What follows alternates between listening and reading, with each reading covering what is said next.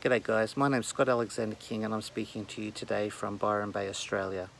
I'm wanting to touch base because I'm super excited to say that I'll be speaking at Lilydale in August from the 28th to the 30th on about all things animal dreaming. I'll be speaking over 3 days about my philosophy that I've created since I was a little boy, or been creating since I was a little boy. The word dreaming means knowledge or wisdom, and the word animal dreaming, obviously, the words animal dreaming obviously mean animal wisdom or animal knowledge. Now, I've been working closely with the animal spirits since I was a very, very little boy, since I was about 7. My grandfather first appeared to me as a black cat, for example, and ever since then, the animals have really come through in all different ways. Like a psychic medium may work with the spirits of loved ones or guides or angels, I work with the animal totems or the archetypes of animals that come through for the people that I see, and they tell me all sorts of wonderful things about the people that I'm encountering. I also, work with not just spirit animals, but also real animals too, the physical animals. And so having encounters with those animals and thinking, what does that mean? Well, that's my specialty.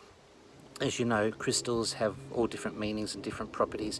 Well, animals do too. So when you encounter an animal in an unusual situation, or in a situation that makes you just think, what the heck was that all about? Well, it's the symbology of the animal, which is what we need to be looking at. Some people have a dislike or a fear of certain animals, or phobias, or they believe they're allergic to certain animals. In my world, that's not something to be worried about.